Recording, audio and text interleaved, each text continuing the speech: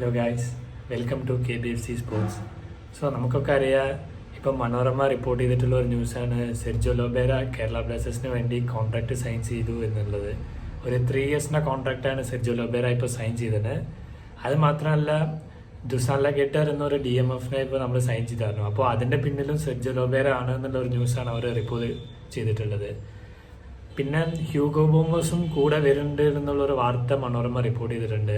അത് എത്ര സത്യമാണെന്ന് നമുക്ക് ഇതുവരെ അറിയില്ല. എന്താ വെച്ചാൽ ഏതൊരു ചാനലും ഇതുവരെ റിപ്പോർട്ട് ചെയ്തിട്ടില്ല ഒഫീഷ്യലായിട്ട്. സെർജിയോ ലോബേര വരുന്നുണ്ട് എന്നൊരു റൂമർ മാത്രമേ ഇത്രയും ദിവസം വന്നായിരുന്നുള്ളൂ. പക്ഷേ ഇപ്പോൾ ഇത് ഏകദേശം കൺഫേം ആയി എന്നുള്ളൊരു വാർത്തയാണ്. അപ്പോൾ എൻ്റെ പ്ലാൻ വെച്ചിട്ട് നോക്കുകയാണെന്ന് വെച്ചാൽ അതുകൊണ്ടായിരിക്കും ചിലപ്പോൾ കേരള ബ്ലാസ്റ്റേഴ്സ് അമീർ റണാവാഡിനൊക്കെ സൈൻ ചെയ്തത്. നമുക്കറിയാം, അവരൊക്കെ ലോബേരയുടെ ഒരു ഇമ്പോർട്ടൻറ്റ് പ്ലേയേഴ്സാണ്. അഹമ്മദ് ജാവു ആവട്ടെ, മുർത്തഡ ഫാൽ ആവട്ടെ, ഹ്യൂഗോ ബോമസ് ആവട്ടെ. സോ അപ്പോൾ ഹ്യൂഗോ ബോമസിന്റെ കോൺട്രാക്ട് ഈ ഒരു സീസണോടെ കഴിയുന്നുണ്ട് ഒഡീഷയുടെ ഒപ്പം. സോ അതുകൊണ്ടായിരിക്കും ചിലപ്പോൾ അടുത്ത സീസൺ കേരള ബ്ലാസ്റ്റേഴ്സ്ക്ക് വരുന്നത്.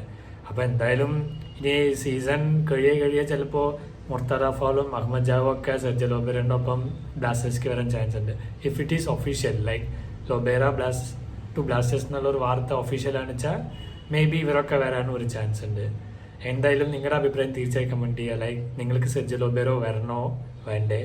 പക്ഷേ എനിക്കുള്ള ഒരു സംശയം എന്താ വെച്ചാൽ, ഇപ്പോൾ ഹ്യൂഗോ ബോമസ് ഒക്കെ വന്നുവെച്ചാൽ അപ്പോൾ നോവ ലൂണ ഒക്കെ എവിടെ കളിക്കും എന്നാണ്.